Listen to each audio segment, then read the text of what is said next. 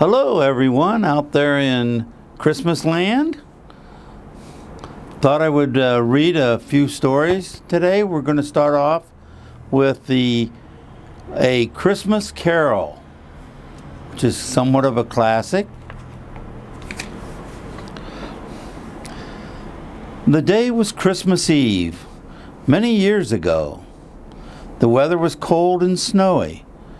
Busy in his counting house, old Ebenezer Scrooge was counting his money. In the freezing outer office, Bob Cratchit, Scrooge's clerk, sat shivering. "Tomorrow is Christmas Day," said Bob Cratchit meekly to his employer. "Will you be needing me to come back to work, sir?"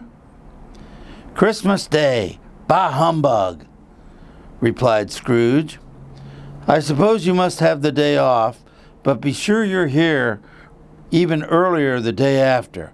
Christmas is a poor excuse for being a lazy clerk."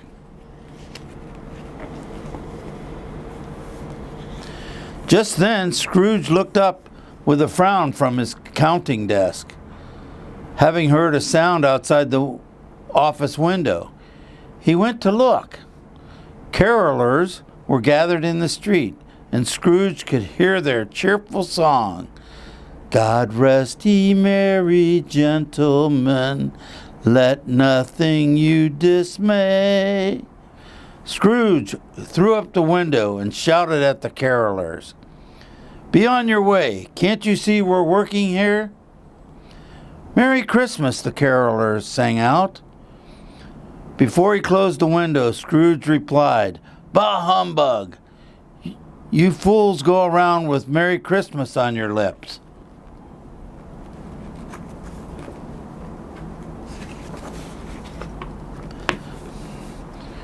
Scrooge went back to counting his money. A smile came to his face as he looked at the piles of gold coins on his desk. He was interrupted by a knock at his door. Two gentlemen came into his office.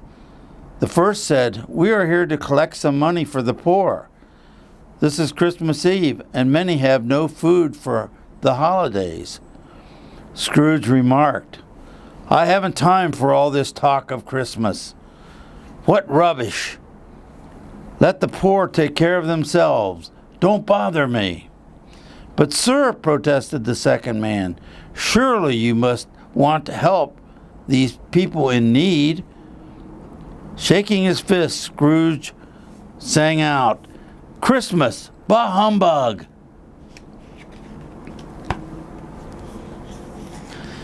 That night, Scrooge went to his lonely house. He ate a cold supper and then went to bed. In the middle of the night, he was awakened suddenly by a strange noise in his room. He sat up in his bed and stared at the ghostly figure in front of him. He saw what looked like a person in a white robe moving slowly toward his bed. The figure spoke to Scrooge. "Come with me. I am the ghost of Christmas past." Scrooge rubbed his eyes, but the ghost was still there. Although he was frightened, Scrooge did as the ghost asked and got out of bed.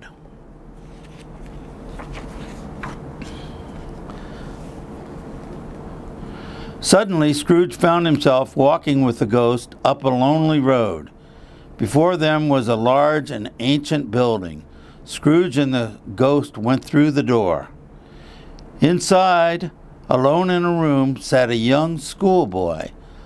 All the other boys had gone home for Christmas, and this child was left only with the schoolmaster for company.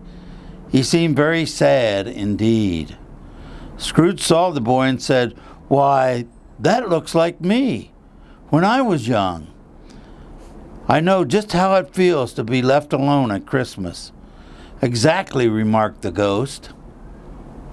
"I'm showing you your own Christmas of long ago.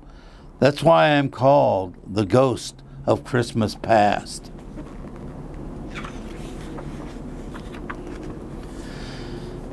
The next thing Scrooge knew, he was back in his bed. Then he heard another strange sound, and a second ghost appeared. "I'm the ghost of Christmas present," said the figure. Scrooge suddenly found himself looking into the home of his clerk, Bob Cratchit. The Cratchits were just finishing eating the smallest pudding Scrooge had ever seen. Yet they laughed and smiled as if it was a feast fit for the king. They are celebrating Christmas, even though they had tea instead of apple cider to drink and could not afford a Christmas turkey. Bob Cratchit's young son, Tiny Tim, was so frail that he had to use a crutch. But he said to his brothers and sisters with a smile, "Merry Christmas to you, everyone."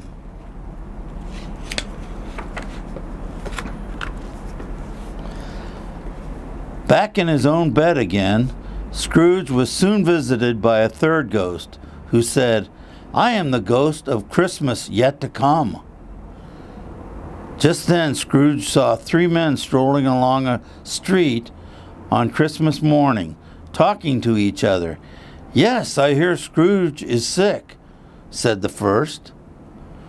"Who cares what happens to him?" remarked the second. The third man nodded in agreement. "Anyone who calls Christmas humbug doesn't deserve our help," he said. Scrooge realized they were talking about him.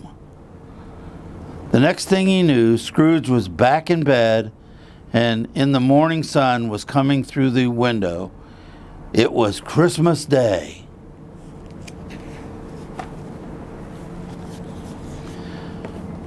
As soon as he could get dressed, Scrooge hurried to the market and bought the biggest Christmas turkey he could find. Then he bought pies and cakes and puddings and fruit. He had them all sent to the Cratchits. Scrooge went back into the street. As he walked, he gave money to people along the way who seemed too poor to buy Christmas gifts for themselves or their family. He passed the carolers who had visited his office the day before. They looked at him, first with surprise and then with smiles, as he called out a hearty, "Merry Christmas!"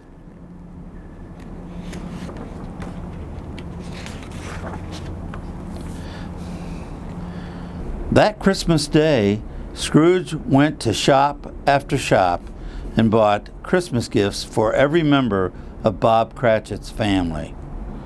He bought dolls for the girls and trucks for the boys. He bought warm scarves and mittens for all the children.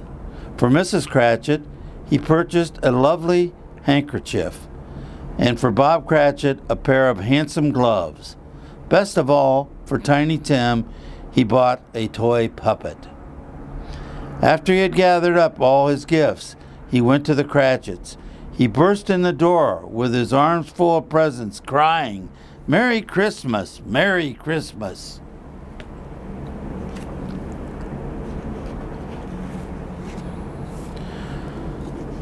Scrooge and the Cratchit family had a Christmas dinner none would ever forget.